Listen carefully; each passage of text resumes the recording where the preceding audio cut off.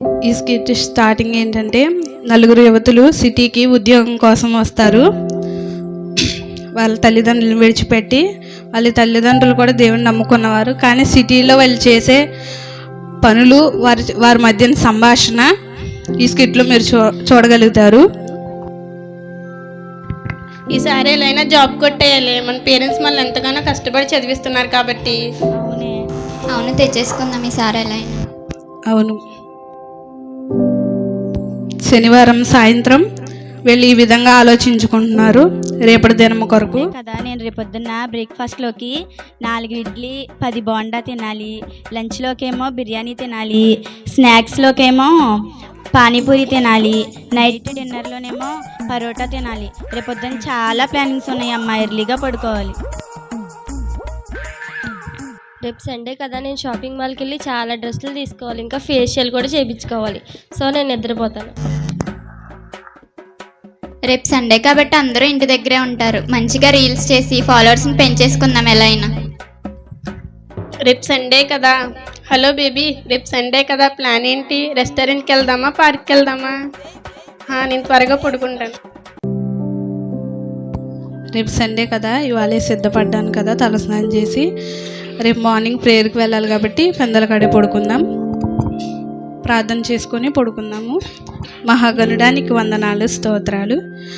ఉదయకాలం నుండి ఇప్పటి వరకు కాపాడావు, నీకు వందనాలు ప్రభా. నా స్నేహితులను కూడా మార్చండి, వారి పట్ల నీది ఏదైతే ప్రణాళిక ఉందో దాన్ని సిద్ధపరచు చేయండి అని అడుగు. ప్రేయర్కి రమ్మంటే రాలేదు, ఎలా ఎంజాయ్ చేస్తారో అదైనా చెప్పండి కొద్దిగా. నేను ఈరోజు బయటకు వెళ్ళి నాకు నచ్చిన ఫుడ్ తిని నేను చాలా బాగా ఎంజాయ్ చేశానమ్మా. నువ్వు ఎలా ఎంజాయ్ చేసావు? నేను కేరళంలో షేల్ నడితే అక్కడికి వెళ్ళి డ్రెస్సులు తీసుకున్నాను, ఫేషియల్ కూడా చాలా బాగా చేయించుకున్నాను, బాగా ఎంజాయ్ చేశాను. నువ్వు సింధు? ఈరోజు ఇన్స్టాలో రీల్స్ మొత్తం నాదే ట్రెండింగ్ తెలుసా, 10 రీల్స్ పోస్ట్ చేశాను. నేను పార్క్కి వెళ్ళాను, రెస్టారెంట్కి వెళ్ళాను, సూపర్ ఎంజాయ్ చేశాను. అవును మోక్ష, నువ్వేం చేసావు? సండే కదా. నేను మీలాగా లోకంలో తిరగడానికి అంత ఖాళీ లేదు, దేవునిలోనే సంపూర్ణ సంతోషం నాకు. అయినా కానీ మీకులాగా తిరగడం అవి చేయడం నాకు రాదు, దేవునిలోనే సంతోషం. ఎప్పుడు రమ్మన్నా మీరు రారు కదా ప్రేయర్కి, అందుకని నేనే వెళ్ళాను. అంత మాటలు దేవుడు దేవుడు అని చచ్చిపోద్ది ఏంటో ఈ మోక్ష. వాళ్ళ అమ్మగారు ఫోన్ చేస్తున్నారు. ట్రింగ్ ట్రింగ్. సుధా? Hello mummy. ఏం చేస్తున్నావమ్మా, ఎలా ఉన్నావు సుధా? ఖాళీ మమ్మీ, నువ్వు? నేను బాగానే ఉన్నాను. ప్రేయర్కి వెళ్ళావు ఇవాళ? మమ్మీ, మార్నింగ్ 6 నుంచి ఈవినింగ్ 6 వరకు ప్రేయర్లోనే ఉన్నాను మమ్మీ. అవునా, భోజనం చేసావా? చేశాను మమ్మీ. అవునా, మీ ఫ్రెండ్స్ ఎలా ఉన్నారు? అందరూ బాగున్నారు మమ్మీ. అవునా, సరే. మరి జాబ్ విషయం ఎక్కడ దాకా వచ్చింది? మేము ఇంటర్వ్యూస్కి వెళ్తున్నాం కానీ మమ్మల్ని ఎవరు సెలెక్ట్ చేసుకోవట్లేదు మమ్మీ. అవునా, సరే. నువ్వైతే ప్రేయర్ చేసుకో, దేవుడి మీద భారమే, నీ ప్రయత్నం నువ్వు చేసుకో, సరేనా? సరే మమ్మీ, బాయ్. ఎవరే కాల్ చేసింది? మమ్మీ, జాబ్ గురించి అడుగుతుంది. అయినా అప్పుడే జాబ్ చేసి ఏం చేస్తామే బాబు, ఇప్పుడు కాకపోతే ఇంకెప్పుడు ఎంజాయ్ చేస్తాం. మనీ రావాలంటే జాబ్ చేయాలి కదా, ఎంజాయ్ చేయాలంటే కూడా మనకు చాలా మనీ కావాలి. ఇవ్వడానికి మన పిచ్చి తల్లిదండ్రులు ఉన్నారుగా. అవునే. హలో, మోక్ష గారేనండి? అవునండి. రేపు ఇంటర్వ్యూ ఏందండి, రావాలి? సరేనండి, వస్తాను. రేపు ఇంటర్వ్యూ ఉంది, నేను జాబ్కి అప్లై చేసి వస్తారా రేపు పొద్దున్న? మాకు తెలియకుండా నువ్వు ఎప్పుడు అప్లై చేసావే జాబ్? అసలు మనం వచ్చిందే జాబ్ కోసం, మీరేమో సినిమాలు అంటే షికార్లు అంటే అవి చూస్తున్నారు కానీ అసలైన పని మర్చిపోయారు. రేపు మార్నింగే లెగాలి, గుర్తెట్టుకోండి, అర్థమైందా? సరే, పడుకుందాం, నడవండి. సోమవారం ఉదయం 5 గంటలకి ప్రేయర్ చేసుకున్న టైం అయింది. మహాగణుడా, నీకు వందనాలు, స్తోత్రాలు. ఈ సోమవారం నా ప్రభా, గతించిన ఆదివారం అంతా కాచి కాపాడావు. ఉదయకాలమున ప్రభా, నీ కృపతో మమ్మల్ని నింపినందుకు నీకు వందనాలు. అలాగే ఈరోజు ఇంటర్వ్యూకి వెళ్తున్న మా 5 నువ్వు తోడుగా ఉండండి ప్రభా. వారు కూడా త్వరలో నిన్ను తెలుసుకునే కృపను దయచేయండి. వీళ్ళు ఇంకా లెగలేదు అనుకుంటా. సుధా, సంధ్య, లెగండి, ఇంటర్వ్యూకి వెళ్ళాలి కదా. ఇప్పుడు కూడా నిద్రే కదా, ఎంత చూపు మీకు. లేకండి, ఇంటర్వ్యూకి వెళ్దాం, ఫ్రెష్ అయ్యారండి. వచ్చేస్తుంది. నడవండి, ఇంటర్వ్యూకి వెళ్దామే. పిఏ ఒకసారి ఇట్రా అమ్మా. జాబ్ కోసం అప్లై చేశారు కదా, వాళ్ళు ఏమన్నారు? వాళ్ళని మనం ఒక టెస్ట్ చేద్దాం. వాళ్ళ క్యారెక్టర్ అలాంటిదో. నువ్వు యాక్సిడెంట్ అన్నట్టు మన గేటు ముందర పడిపో, వారు నిన్ను లేపుతారో లేదో చూద్దాం. ఇంటర్వ్యూకి టైం అయిపోతుంది. అయ్యో ఇక్కడ ఎవరో పడిపోయినట్టున్నారే. అయినా నీ మార్నింగ్ బ్రేక్ఫాస్ట్ కూడా చేయలేదు. నేను వెళ్ళి 10 ఇడ్లీలు 10 బోండాలు తినాలమ్మా. అయినా ఎవరి పొట్ట కోసం వాళ్ళు చూసుకోవాలి కానీ ఎవరేమైపోతే మనకెందుకు. ఈరోజు నా కాస్ట్యూమ్ చాలా బాగుంది. అయ్యో ఇక్కడ ఎవరో పడిపోయారు. అయినా ఇతనికి హెల్ప్ చేస్తే నా డ్రెస్ అంతా బ్లడ్ అయిపోద్ది. నేను చేయను అసలు. ఇంటర్వ్యూకి టైం అయిపోతుంది. అయ్యో ఇక్కడ ఎవరో పడిపోయినట్టున్నారు. ఒక రీల్ చేసేది వెళ్దాం. హాయ్ ఫ్రెండ్స్, ఇక్కడ చూసారా ఒక అబ్బాయికి యాక్సిడెంట్ అయిందనమాట. అతని బ్లడ్ చూసారా చాలా రెడ్గా ఉంది కదా. మీరు కానీ హెల్ప్ చేయాలనుకుంటే కామెంట్లో లొకేషన్ పెడతాను, వచ్చేసి హెల్ప్ చేసేయండి. బాయ్. హలో బేబీ, నేను ఇవాళ ఇంటర్వ్యూకి వెళ్తున్నాను. అయ్యో బేబీ ఇక్కడ ఎవరో పడిపోయారు, హెల్ప్ చేయనా వద్దా? మనకే రిస్క్ అవుతుందిలే, మనకేం, వెళ్ళిపోదాం. ఇంటర్వ్యూకి లేట్ అయింది, వీళ్ళు వచ్చారో లేదో, లేకపోతే తిండి గోల బట్టలు గోల ఇయ్యే సరిపోయింది ఏంటో. అయ్యో ఎవరో పడిపోయారు ఇక్కడ. హలో బాబు, బాబు లేకమ్మా, హాస్పిటల్ తీసుకెళ్ళి. ఇతను మీకు తెలుసండి? ఆయన మా పిఏ అండి. మీ జాబ్కి వస్తున్నారు కదా, మీ క్యారెక్టర్ ఏంటో తెలుసుకుందామని నేను అలా పడుకోబెట్టాను. మీరు జాబ్లో సెలెక్ట్ అయ్యారండి, రేపు నుంచి జాబ్కి వచ్చేయండి. సరే సార్. నాకు జాబ్ వచ్చిందే. కంగ్రాచులేషన్స్. అయినా నువ్వు కూడా మాతోనే ఉన్నావు కదా, నీకెలా వచ్చేసిందే జాబు? మీకులాగా రీల్స్ అని బట్టలు అని తిండిపోతారు అని ఇవి కాకుండా నేను దేవుడి మీద ఆధారపడ్డాను. దేవుడే నాకు సహాయం చేశాడే. అయినా ఎప్పుడు జాబు జాబు అంటుందమ్మా. ఇప్పుడే జాబ్ చేసి ఇంకేం చేస్తాం, ఇప్పుడు కాకపోతే ఇంకెప్పుడు ఎంజాయ్ చేస్తాం. ఏం జాబో ఏమో, నాకు ఆకలేస్తుందమ్మా. దీనికి ఎప్పుడు తిండుకోలే, అటు ఉద్యోగం లేదు, ఇటు తల్లిదండ్రుల మాట విధేయత లేదు. ఏదో చేసుకొని. నాకు కేరళంలో సేల్ నడుస్తుంది, అది అయిపోయింది అనుకో. అసలు డ్రెస్లే దొరకవు, నేను వెళ్ళిపోతున్నా. ఇంకెప్పుడు అందం మీద ఇంట్రెస్ట్, ఇంకేం పట్టించుకుంటుందో జాబ్ గురించి. నేను ఈరోజు హైవే మీదకి వెళ్ళి రీల్ చేసుకోవాలి, వెళ్తున్నా. బాయ్. బేబీ వస్తున్నా.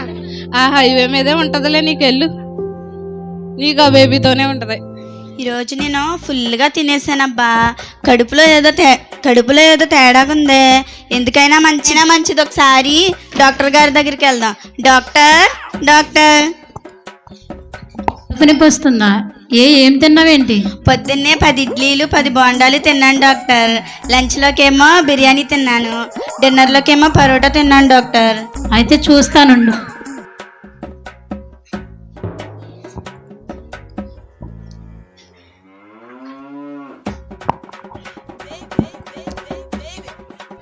బాగా నొప్పి వస్తుందా? ఎక్కడ?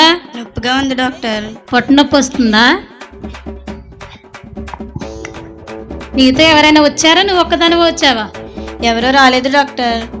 మరి ఎలా వెళ్తావు? ఒకవేళ ఎవరైనా తెలిసిన ఉంటే ఫోన్ చేస్తాను, ఫోన్ ఇవ్వు. నా ఫ్రెండ్ మోక్ష ఉంది డాక్టర్, తన ఫోన్ నెంబర్ ఇస్తాను.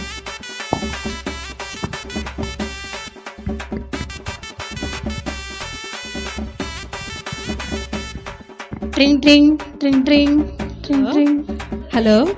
హలో, ఎవరండి? మోక్షయేనా? అవునండి. ఒకసారి వస్తారా హాస్పిటల్కి? మీ ఫ్రెండ్ హాస్పిటల్లో అడ్మిట్ అయ్యారు. సరే అండి, వస్తాను. డాక్టర్ ఏంటి డాక్టర్ కాల్ చేశారు? మీ ఫ్రెండ్కి ఫుడ్ పాయిజన్ అయిందమ్మా. ఏం తిన్నారో ఏమో, అసలు బాగాలేదు పరిస్థితి. తనకి ట్రీట్మెంట్ చేయాలి. మీరున్నారా లేదా వాళ్ళ పేరెంట్స్ వస్తారా? నేనే డాక్టర్. చేయమంటారా ట్రీట్మెంట్? చేయండి డాక్టర్ గారు. అవి మెడిసిన్ అయ్యి మీరు చూసుకొని నేను తనతో మాట్లాడతా కొద్దిగా. సరేనమ్మా. సంధ్య. మోక్ష. బాగా పెయిన్ వస్తుందా? వస్తుంది మోక్ష. ఎన్నిసార్లు చెప్పా నీకు, ఎన్నోసార్లు వాక్యాన్ని చూపించాను, ఎన్నోసార్లు ప్రేయర్ చేసుకున్నాను. అయినా మీ పేరెంట్స్ కూడా ప్రేయర్కి వెళ్తారు, మీరేంటి ఎలా తయారయ్యారు? బాగా పెయిన్ వస్తుందా? చూసావు లాస్ట్కి నీ పరిస్థితి ఏమైందో? అందుకే వాక్యం చెప్తుంది సామెతల గ్రంథంలో, నువ్వు భోజన ప్రియుడు అయినట్లా నీ కంఠంలో కత్తి పెట్టుకోమని. అతిగా చేస్తే ఇలాగే ఉంటుంది. ఎక్కడైనా దేవుడిని అంగీకరించు, దేవుడు నీకు మంచి భవిష్యత్తుని ఇస్తాడు. అవును మోక్ష, ఇప్పటి వరకు తెలిసి తెలియక ఏదో చేశాను. ఇప్పటి నుండి అయినా దేవుడంటే ఏంటో తెలుసుకుని వారం వారం మానకుండా చర్చికి వస్తాను మోక్ష. అలాగే కష్టపడి చదివిస్తున్న మా తల్లిదండ్రుల కోసం జాబ్ తెచ్చుకుంటాను మోక్ష. సరే మరి చెప్పండి అమ్మా. తిని తీసుకువెళ్ళొచ్చు డాక్టర్ ఇంటికి? తీసుకువెళ్ళండి, మెడిసిన్ వాడడం తగ్గిపోద్ది, లేకపోతే మళ్ళీ ఒకసారి చూపించండి. సరే డాక్టర్, థ్యాంక్ యూ. నడవండి ఇంటికి, రూమ్కి వెళ్దాం. ఫేస్ ఏంటో చాలా ఇరిటేషన్గా ఉంది. ఫేషియల్ చేయించుకున్నాను. ఒకసారి డాక్టర్కి కలవాలి. ఏంటమ్మా చెప్పు, నీ ప్రాబ్లం ఏంటి? ఫేస్ మండుతుంది డాక్టర్ బాగా. ఫేస్ మండుతుందా? ఫేస్కి ఏం రాస్తావమ్మా? డైలీ ఫేషియల్ చేయించుకుంటున్నాను, అందుకని అనుకుంటా. డైలీ చేయించుకుంటావా? అవును డాక్టర్. అందుకనే ఫేస్ అలా పాడైపోయింది. ఏమీ రాయకూడదు, ఏమీ వాడకూడదు. ఫేస్కి ఇన్ఫెక్షన్ అయిందమ్మా. ఏం చేయాలి? మీ ఫ్రెండ్స్ ఉన్నారా, మీ పేరెంట్స్ ఉన్నారా? ఒకసారి కాల్ చేస్తారా? మా ఫ్రెండ్ ఉంది డాక్టర్. ఒకసారి పిలవండి, తన పర్మిషన్ తీసుకుని ట్రీట్మెంట్ చేద్దాం. మోక్ష. మౌనిక చెప్పు. డాక్టర్ ఏమైంది డాక్టర్? ఏం మొహం ఇలాగ కాలిపోయినట్టు అయిపోయింది? తను రోజు ఫేషియల్ చేయించుకోవడం వల్ల తన ఫేస్ పాడైపోయిందమ్మా. అందువల్ల తనకు ట్రీట్మెంట్ చేయాలి. ఫేస్కి మాత్రమే చేయాలి. మనిషి అంతా బాగానే ఉంది, ఫేస్ చూడండి ఎలా అయిపోయిందో. దానివల్లేనండి దీని జీవితం ఎలా తయారయ్యింది. ఎప్పుడు చూడండి మేకప్, ఆ డ్రెస్సులు మోడల్ ఇవేనండి. చెప్పినా వినట్లేదు. కొంచెం ట్రీట్మెంట్ చేయండి డాక్టర్. వాళ్ళ పేరెంట్స్కి చెప్పారా? వాళ్ళ పేరెంట్స్ ఈ మాట విన్నారంటే వాళ్ళు ఇక్కడ అక్కడ ఏదో ఒకటి చేసుకోవాల్సిందే. ఏమ్మా మరీ అంత విపరీతంగా చేయించుకోవాలా ఏంటి? ఏమ్మా డాక్టర్, ఒకసారి ట్రీట్మెంట్ చేయండి డాక్టర్. సరేనమ్మా, ట్రీట్మెంట్ చేస్తాను, తగ్గిపోతుందిలే. మౌనిక, ఫేస్ బాగా మంట వస్తుందా? అవును మోక్ష, చాలా మండుతుంది. నీకు ఎన్నిసార్లు చెప్పినా ఇంకా అదే పద్ధతి. నీ అందాన్ని చూసి గర్వపడుతున్నావు. సామెతల గ్రంథంలో ఇలా రాయబడింది, అందం మోసకరం, సౌందర్యం వ్యర్థమని ఉంది. ఎన్నిసార్లు వాక్యం చదివినిపించాను, అయినా మారలే. ఆ సాతానుగాడు మీ కళ్ళు అలా మూసేళ్ళే. యవ్వన కాలంలోనే ఆడికి మంచిగా మీరు ఉపయోగపడేది. ఇక నిన్నైనా దేవుడిని నమ్ము. దేవుడు నీ జీవితంలో గొప్ప కార్యం చేస్తాడు. మందిరానికి రా, సరేనా? ఇక నుంచి చర్చికి వస్తాను మోక్ష. సరే మరి డాక్టర్, ఇంటికి తీసుకెళ్ళొచ్చా? తీసుకెళ్ళండి అమ్మాయి. ఫేషియల్ అవి మాన్పించేసి ఈ ఆయింట్మెంట్ రాసిన తర్వాత ఏమీ రాయిద్దని చెప్పండి కొంచెం మీ ఫ్రెండ్కి. సరే డాక్టర్. ఇంక ఈ దెబ్బతో ఇంకేమీ రాయదు, నడు. హాయ్ ఫ్రెండ్స్, ఈరోజు మనం హైవే మీద ఉన్నామన్నమాట. చూసారు కదా ఎలా ఉన్నాయో, కార్స్ బాగా వస్తున్నాయి కదా. చూడండి చాలా బాగున్నది కదా రోడ్ అంతా. ఇదిగో అమ్మాయి, ఈ reel మీకు నచ్చిన- రీల్స్ చేస్తున్నాం. వాట్ బాయ్ ఏంటి బయట సౌండ్? రీల్ చేసుకుంటూ వచ్చి నా బండి కింద పడిపోయిందండి. నీ బండి కింద పడిపోయిందా? అయ్యో, ఏమైందో ఏంటో. చూస్తా నాకు ఒకసారి.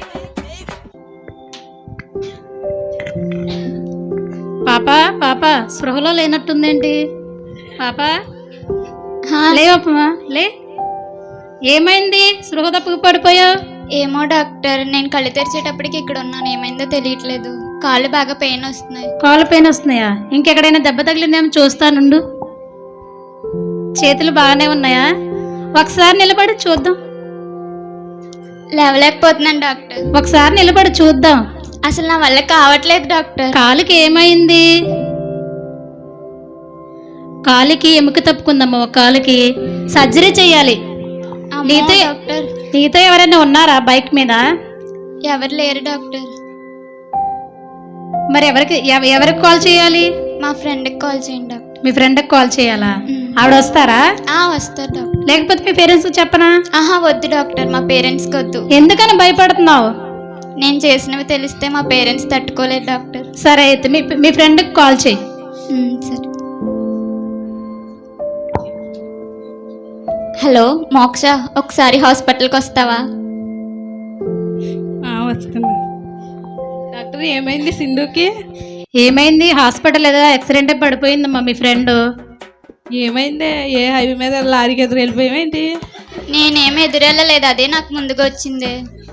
నువ్వు ఏదో ఏ కొంప ములుస్తావని నాకు తెలుసు కానీ. సరే డాక్టర్, ఏమైంది? ఏమైనా సీరియస్గా ఉందా? మనిషికైతే ఏం ప్రాబ్లం లేదమ్మా. ఒక కాలుకి కీలు తప్పుకుంది. మొత్తానికి బ్రెయిన్ తప్పుకోవాల్సింటారు. ఆ కీలుకి స్టీల్ రాడ్ వేయాలమ్మా, సర్జరీ చేయాలి. వాళ్ళ పేరెంట్స్కి చెప్తారా?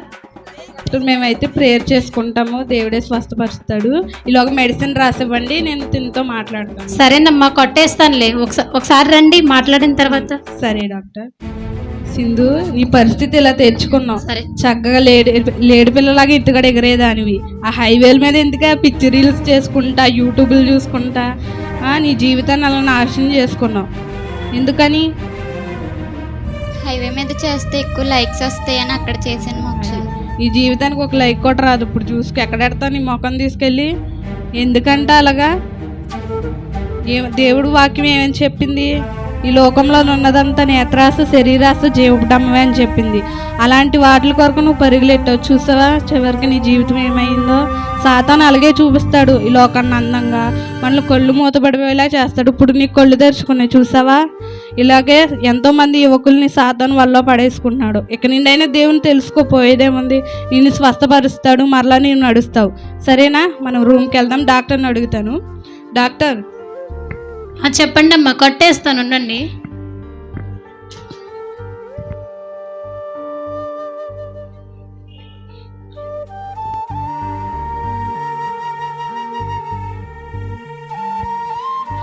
కట్టేసానమ్మా, ఒకసారి రేపు తీసుకురండి. ఈ మెడిసిన్ వేయండి, తగ్గిపోతుందిలే.